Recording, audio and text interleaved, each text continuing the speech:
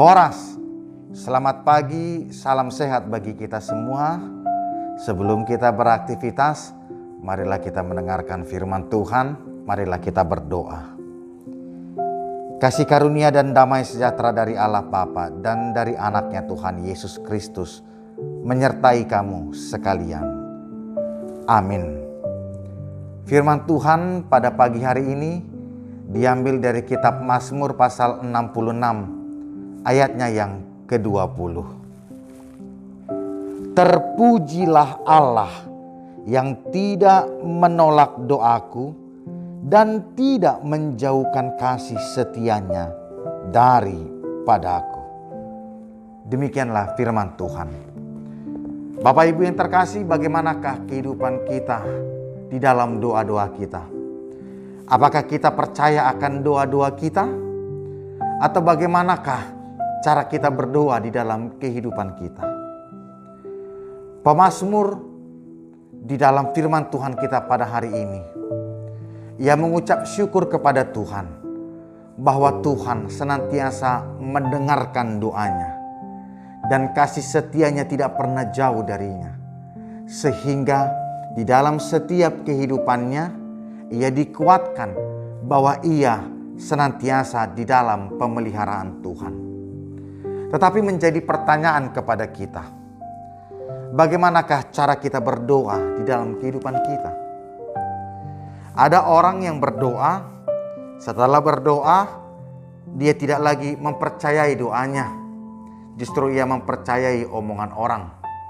Ketika ia selesai berdoa, ia tidak lagi sabar di dalam menantikan jawaban atas doanya. Ia meninggalkan Allah di dalam kehidupannya. Karena itu menjadi satu hal yang esensial bagi kita. Kita harus memahami bahwa hidup tanpa doa adalah hidup yang tidak lagi hidup. Karena doa adalah nafas kehidupan orang Kristen.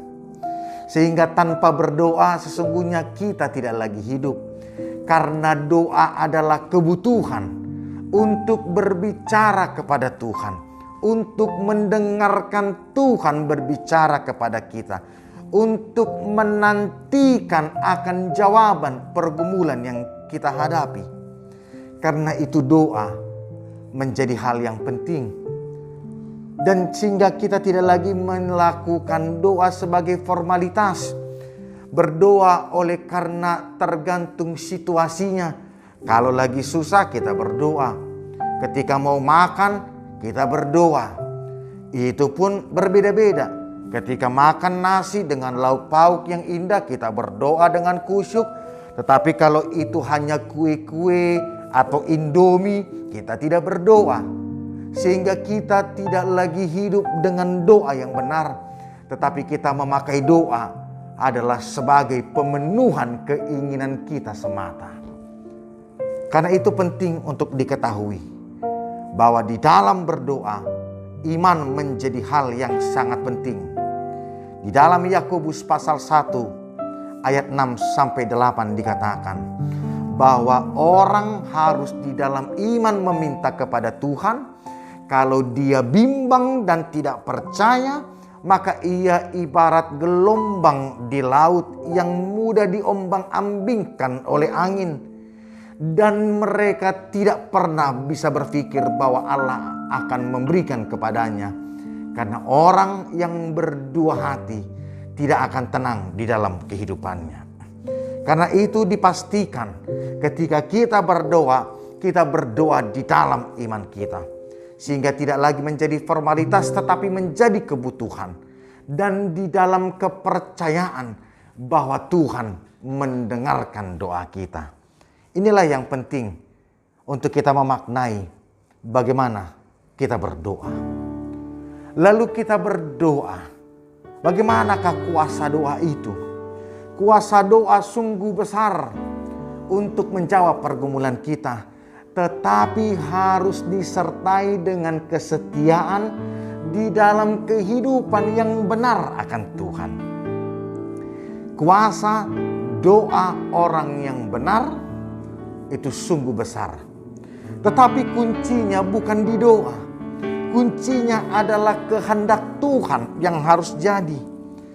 Ketika Yesus berbicara terkait dengan pokok anggur di dalam Yohanes pasal 15, Ia mengatakan, ketika aku berada di dalam kamu dan kamu di dalam aku, maka apapun yang kamu minta kamu akan menerimanya.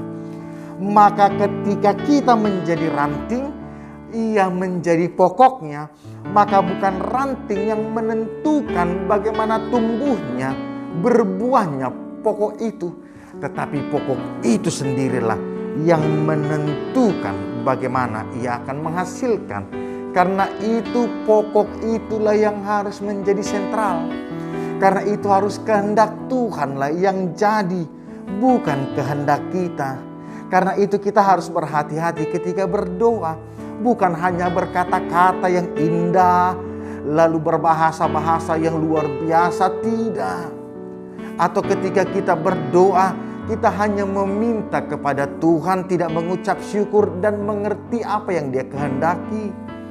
Ketika kita berdoa, maka kita harus belajar untuk merubah, mengkoreksi diri agar kehendaknya terjadi dalam hidup kita. Dengan itulah maka doa kita menjadi dijawab Tuhan. Karena bukan pemenuhan keinginan diri, tetapi pemenuhan keinginan Allah. Maka doa kita akan mengubah hidup kita dari orang yang tidak benar menjadi hidup seturut kehendak Tuhan. Dari orang yang tidak mengenal Allah, maka dia akan semakin bersekutu dengan Allah. Itulah doa di dalam kehidupan kita. Bapak Ibu yang terkasih, maka pada saat ini terlebih pandemi COVID-19, ketika kita berdoa dan jawaban itu tidak sesuai dengan yang kita inginkan, percayalah Allah kita lebih mengetahui apa yang kita butuhkan dibandingkan diri kita mengetahui apa yang kita butuhkan. Karena kita seringkali dibutakan dan lebih tahu apa yang kita inginkan.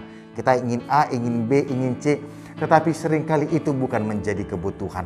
Tetapi Allah kita mengetahui apa yang dibutuhkan dalam hidup kita. Karena itu, berdoalah di dalam iman yang benar.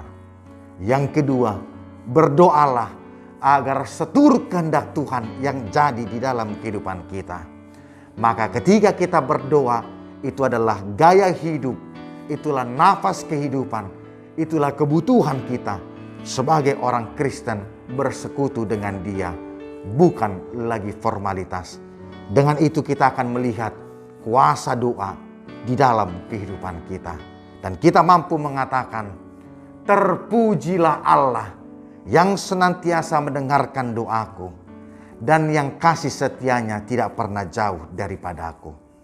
Tuhan menguatkan dan memberkati kita hidup senantiasa di dalam doa, bersekutu dengan Dia.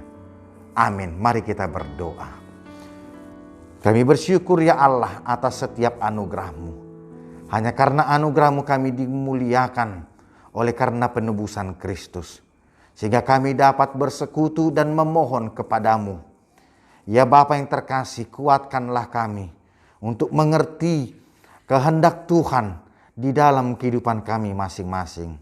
Sehingga kami dimampukan untuk menjadi mitra kerja-Mu, menjadi anak-anak-Mu yang mewartakan kerajaan-Mu dalam hidup kami.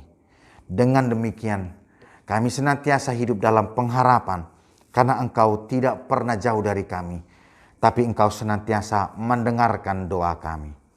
Kami juga berdoa karena itu kepada seluruh jemaat Tuhan yang saat ini berada dalam duka cita oleh karena telah meninggalnya salah satu anggota keluarga mereka. Kuatkan mereka, berikanlah mereka penghiburan agar mereka hanya mengandalkan Tuhan dan bersandar kepadamu.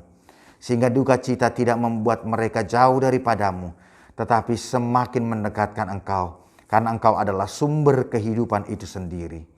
Ya Bapa, Engkau juga menguatkan mereka yang saat ini sedang terbaring sakit. Biarlah mereka dikuatkan, Engkau memberikan kesembuhan dengan memberkati para medis, obat, dan memberikan mereka kesabaran dalam menantikan kesembuhan itu, sehingga mereka tidak jatuh dalam keputusasaan, tetapi di dalam pengharapan yang hidup, senantiasa bersekutu dengan Engkau dalam menantikan kesembuhan itu. Kami serahkan seluruh kehidupan kami hanya di dalam tangan pengasihan-Mu, dan kami yakin Tuhan memelihara hidup kami. Terpujilah Engkau di dalam nama anak-Mu, Tuhan Yesus Kristus. Kami berdoa dan mengucap syukur. Amin.